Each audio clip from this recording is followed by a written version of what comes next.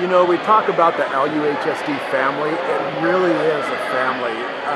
Some years I ask people that if they graduated from our schools to stand up, then I ask people who had children or grandchildren that graduated from our schools to stand up, and then I ask people that actually will have children coming to our schools. And everybody else has taught everybody else's children. So it truly is a family atmosphere when we get together like this, and so there is a lot of excitement. So, talking about Convocation, it has that first day of school vibe to it. Oh, absolutely, very much, yeah. So, I mean, like, just kind of tell you excitement. You've been doing this for a while, apparently. So, like, what's it like coming, year in and year out, kind of, Convocation, seeing everyone? What I like about Convocation, at one point, Eric Volta was like, yeah, do we need to do this? I said, yeah, it's a thing. Like, it's the only time everyone in the district is all in the same room. Yeah. And that's powerful.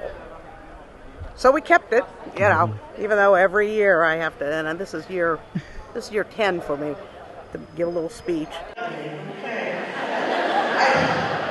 I'd like to welcome everyone to the 23-24 school year. I'm Liberty Pedrade, an English teacher at Heritage High School, and I'm proud to serve as the president of the Liberty Education Association for my 10th and penultimate year.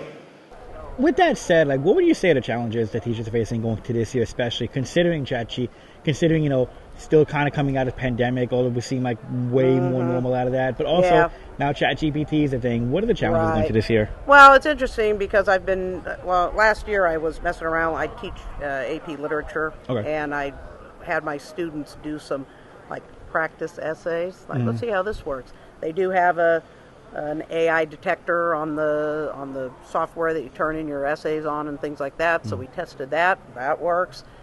But mostly it's a tool. If you know how to write, you're not going to be all that impressed with ChatGPT when you ask it to write you something. Yeah. The biggest challenge for teachers is just that overwhelming feeling of what is being asked of them. When I started 34 years ago, I was asked to teach history. And that's what my job was. That's what my evaluation was based on. It was to teach history. Over the last 34 years, you've seen more accountability measures at schools. You've seen asking schools to get more involved with students' health, mental, physical health, their well-being. You see more and more being asked of schools, and it sometimes gets overwhelming and we forget that primary focus of learning. So I think that's what's hardest for teachers and staff for that matter.